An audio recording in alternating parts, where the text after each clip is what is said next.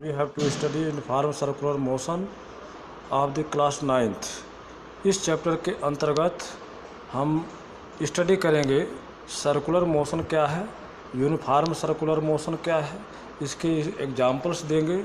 Distance और displacement circular motion में क्या क्या होता है, स्पीड और वेलोसिटी क्या होता है, फार्मूले क्या है, न्यूमेरिकल क्या है, बहुत सारे चीज़ों को हम जो है आज यहाँ डिस्कशन करेंगे बड़े शॉर्ट टर्म में।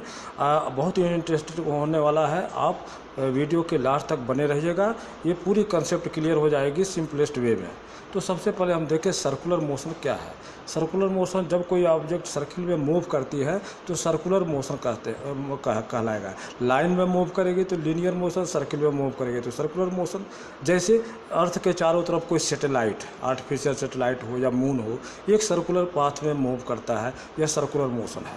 अब सर्कुलर मोशन में क्या होता है, किस तरह से हम उसमें डिस्क्रिप्शन करेंगे, हम इसको एक्सप्लेन करते हैं। जैसे एक क्लोज पाथ है, ये क्लोज पाथ रेक्टेंगल का रूप है, ABCD है, तो इसमें कोई ऑब्जेक्ट अगर मूव करता है तो इसमें क्या क्या अंतर है लीनियर और इसमें इस क्लोज पाथ मूव में हम देखते हैं कि इसमें जो है ऑब्जेक्ट ए पर डायरेक्शन चेंज करेगा, B पर डायरेक्शन चेंज करेगा, C पर करेगा, फिर D पर। एक रेक्टेंगुलर पाथ में जो क्लोज पाथ है 4 जगह से डायरेक्शन चेंज करता है। मतलब स्पीड भले कांस्टेंट हो लेकिन वह चेंज होता रहता है। तो वेलोसिटी, स्पीड कांस्टेंट होते हुए भी वेलोसिटी चेंज हो रही है। तो यही कंसेप्ट हमारा उसमें देखेंगे हम सर्कुलर पाथ में। या ये पहले हम देखते हैं, जैसे यह ऑक्टोगन है, इसमें 8 साइडें हैं। तो इन 8 साइडों में हमारा 8 पॉइंटों पर, A पर, B पर, C पर, D पर 8 जगह डायरेक्शन चेंज होगा और क्लोज पाथ बनेगा। और इन सारे पाथों में हम और एक क्या चीज़ देखते हैं इसमें, जैसे रेक्टेंगल पाथ में हम देखते हैं, रेक्टेंगल पाथ में जब कोई ऑब्जेक्ट मूव करता है तो ये सर्कमफ्रेंस जो इसका बनेगा, ये तो यह इसका डिस्टेंस होगा। लेकिन डिस्प्लेसमेंट, जैसे A से C तक आने में डिस्प्लेसमेंट AC होगा और डिस्टेंस क्या होगा, AB होगा। तो AB डिस्टेंस है और AC डिस्प्लेसमेंट है।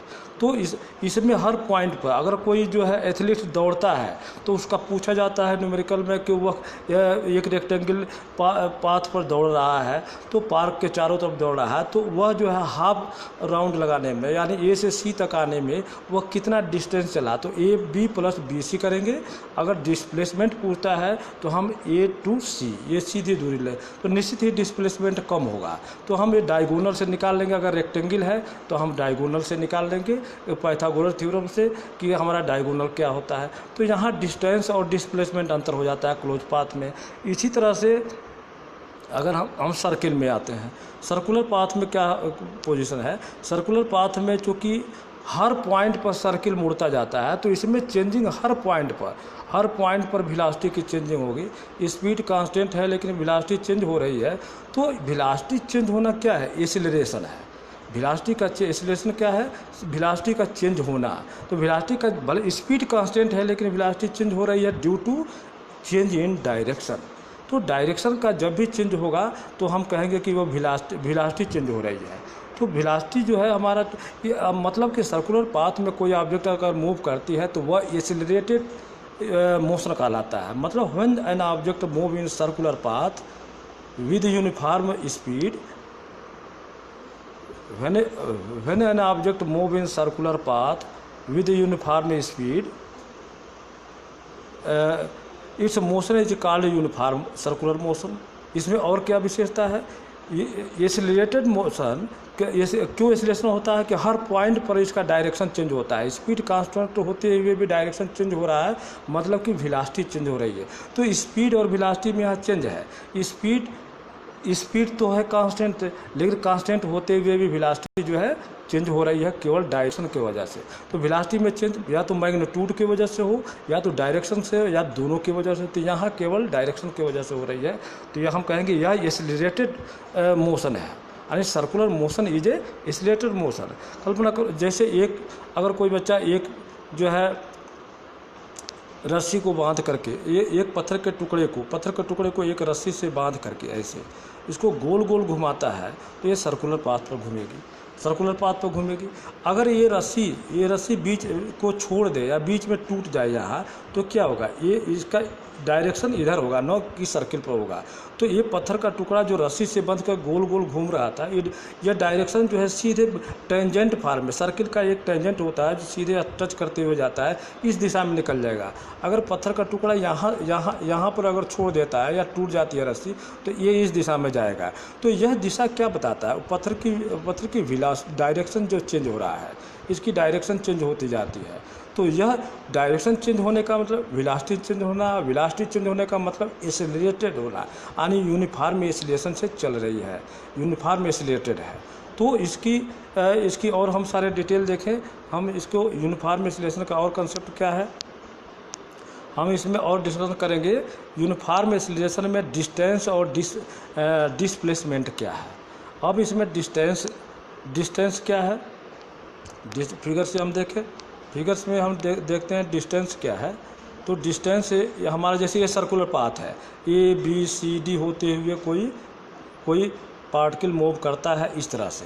तो ए से सी तक आने में यह जो है हाफ सर्कम्फ्रेंस यानी जो है हमारा डिस्टेंस कहलाएगा, और डिस्प्लेसमेंट सीधे ए ओ सी, ठीक है। तो डिस्प्लेसमेंट यानी ए डी सी, अगर नहीं ये ए बी सी क्या हो गया, डिस्टेंस, और सीधा लाइन ए ओ सी डायमीटर क्या हो गया, डिस्प्लेसमेंट। तो सर्किल में डिस्टेंस और डिस्प्लेसमेंट कितना होगा, हम जानते हैं कि सर्किल का सर्कम्फ्रेंस कितना होता है, 2πr। सर्किल का सर्कम्फ्रेंस पूरे पाथ की लंबाई क्या होती है, 2πr। तो अगर ये हाफ सर्किल घूमता है तो हाफ सर्किल में कितना डिस्टेंस चलेगा, तो 2πr को हाफ कर दें तो ये आ जाएगा πr। तो यहाँ ए बी सी तक आने में यह πr डिस्टेंस कवर करता है। और डिस्प्लेसमेंट डायमीटर के बराबर, डायमीटर का मतलब रेडियस का दोगुना, 2 × r, ये हमारा क्या है, डिस्प्लेसमेंट। तो ये सर्कुलर पाथ में डिस्टेंस और डिस्प्लेसमेंट अंतर होता है। और ऐसे ही अगर ये जो है इसको हम और देखें, अगर सर्कुलर पाथ में यह कोई ऑब्जेक्ट पूरा राउंड लगा देती है, पूरी राउंड लगा करके ए से चल कर फिर ए पर आती है, तो डिस्टेंस हमारा क्या हो जाएगा, डिस्टेंस हो जाएगा 2πr, डिस्टेंस हो जाएगा 2πr। और डिस्प्लेसमेंट क्या हुआ, फर्स्ट पोजीशन से लास्ट पोजीशन के बीच, जहाँ से चली थी ऑब्जेक्ट ए से चली थी ए पर आ गई, तो डिस्प्लेसमेंट इक्वल टू 0, मतलब डिस्टेंस 2πr हुआ और डिस्प्लेसमेंट क्या हो गया, 0। तो क्वेश्चन ऐसे भी आता है कि ऐसे मोशन का बताइए कि कब डिस्टेंस तो हो लेकिन डिस्प्लेसमेंट 0 हो। तो सर्कुलर पाथ इसका एक उदाहरण है, एग्जांपल से है कि सर्कुलर पाथ में वन साइकिल में डिस्टेंस जो है 2πr हो जाता है, यानी डिस्टेंस का वैल्यू होता है, जबकि डिस्प्लेसमेंट 0 हो जाता है। तो ये जो है ये बेस्ट एग्जांपल है, डिस्टेंस हो और डिस्प्लेसमेंट न हो, ठीक है। हम क्या पिछले चैप्टर में पिछले टॉपिक को पढ़े थे, डिस्प्लेसमेंट जो है शॉर्टेस्ट डिस्टेंस है और डिस्प्लेसमेंट डिस्टेंस जो है लेंथ ऑफ द पाथ है। तो लेंथ ऑफ द पाथ तो है, लेकिन शॉर्टेस्ट डिस्टेंस या फर्स्ट और इनिशियल पोजीशन के बीच की दूरी हमारा 0 है, तो हमारा जो है या डिस्प्लेसमेंट 0 आ जाएगा। तो ये सर्कुलर पाथ में, तो अगर सर्कुलर पाथ में डिस्टेंस 0 है, डिस्प्लेसमेंट 0 है, तो इसी तरह से देखो यहाँ पर ये भी दिखा दिया गया है, सर्कुलर पाथ में डिस्टेंस 0 है, डिस्प्लेसमेंट 0 है। जैसे हाफ सर्किल का तो πr हो गया, पूरा सर्किल 2πr हुआ, ठीक है। और डिस्प्लेसमेंट 2r, हाफ सर्किल में पूरा राउंड लगाने में डिस्प्लेसमेंट 0 हो गया। तो इसी तरह से डिस्टेंस और डिस्प्लेसमेंट से हम स्पीड पर हम चलते हैं। स्पीड और वेलोसिटी, स्पीड का होता है डिस्टेंस अपॉन टाइम। तो यहाँ डिस्टेंस, एक सर्किल में डिस्टेंस क्या है हमारा, एक सर्किल में डिस्टेंस हमारा 2πr और टाइम से डिवाइड कर दें अपॉन t, तो यह हो गया स्पीड 2πr अपॉन t, और वेलोसिटी डिस्प्लेसमेंट अपॉन टाइम। तो ये स्पीड और वेलोसिटी है, डिस्प्लेसमेंट और डिस्टेंस पर निर्भर करता है। यह डिस्प्लेसमेंट हमने बताया वेक्टर क्वांटिटी है, इसमें दिशा होता है, डायरेक्शन होता है। डिस्टेंस स्केलर है, इसमें दिशा और नहीं होता है, केवल क्वांटिटी होती है। तो स्पीड हमारी स्केलर क्वांटिटी और वेलोसिटी हमारी वेक्टर क्वांटिटी हो जाएगी। तो ये सर्कुलर पाथ में लीनियर से ये डिफरेंस होता जाता है। सर्कुलर पाथ में velocity change due to the continuous change in the direction, thus motion along circular path is called accelerated. तो इसलिए हम सर्कुलर पाथ में जो मोशन है, सर्कुलर पाथ में अगर कोई मोशन करता है तो यह एक्सीलरेटेड मोशन कहलाता है। अगर सर्कुलर पाथ में रस्सी से बांध कर जैसे बच्चा पत्थर के टुकड़े को घुमाता है तो यह एक्सीलरेटेड मोशन है। यह हर पॉइंट पर इसका डायरेक्शन बदलता जाता है। यहाँ इसका डायरेक्शन इधर था पत्थर का ऑब्जेक्ट का, और यहाँ पर इधर हो गया। अगर कैसे डायरेक्शन, अगर रस्सी टूट जाए तो इधर भागेगा। तो हम कहेंगे कि डायरेक्शन का चेंजिंग होना वेलोसिटी है, और वेलोसिटी चेंज होता जा रहा है। वेलोसिटी का चेंज होना क्या हो गया, हमारा एक्सीलरेशन हो गया। तो यह एक्सीलरेटेड बॉडी है। तो इसको यूनिफॉर्म एक्सीलरेशन, यहाँ कांस्टेंट अगर इस स्पीड से अगर चल रही है तो यूनिफॉर्म एक्सीलरेटेड बॉडी है, कहेंगे यूनिफॉर्मली एक्सीलरेटेड ऑब्जेक्ट है। तो यूनिफॉर्मली एक्सीलरेटेड ऑब्जेक्ट का एग्जाम्पल क्या है, जैसे अर्थ के चारों ओर सैटेलाइट घूमना, मून का घूमना, या अर्थ जो है जानते हो सूर्य के चारों तरफ खुद घूमती है। तो यह जो है सर्किल का यूनिफॉर्म एक्सीलरेटेड मोशन है।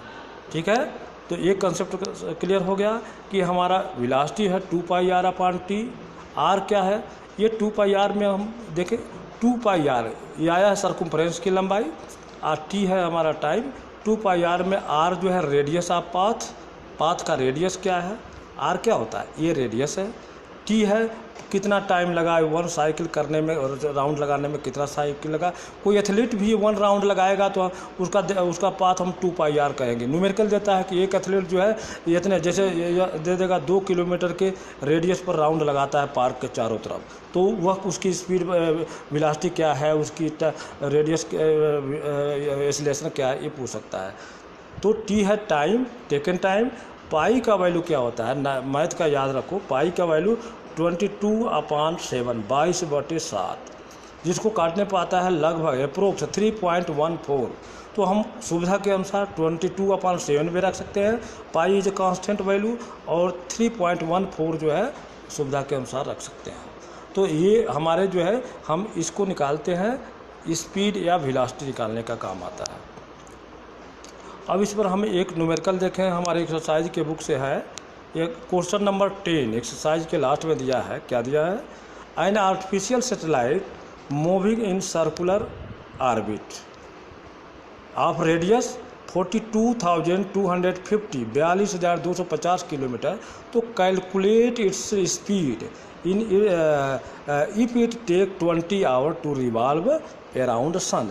एक आर्टिफिशियल सैटेलाइट, जैसा कि हम जानते हैं कि सैटेलाइट क्या होता है, एक बनावटी उपग्रह है। जैसे मून तो नेचुरल सैटेलाइट है, आर्टिफिशियल सैटेलाइट हमारे साइंटिस्ट को छोड़ते हैं, इसरो छोड़ता है।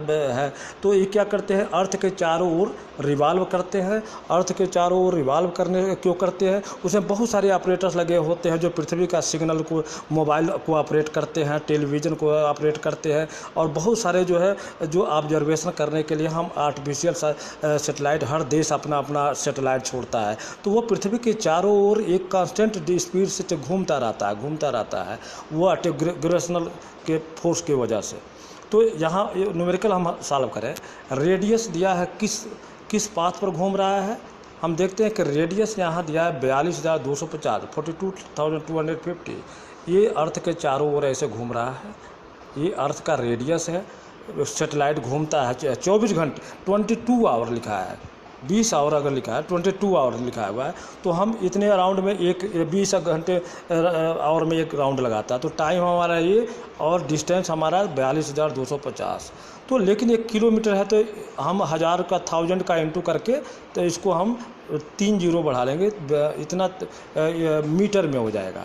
और टाइम को, आवर को सेकंड में बदलने के लिए इसमें क्या करते हैं, 3600 60 × 60 का इंटू कर देंगे तो हमारा यह आ जाता है सेकंड में। तो हमारा 2πr हम जब सॉल्व करेंगे तो 2πr का वैल्यू आ जाएगा। तो 3 × 2 का वैल्यू क्या है, 2πr, 2 पाई का वैल्यू 3.14 में लिया गया है।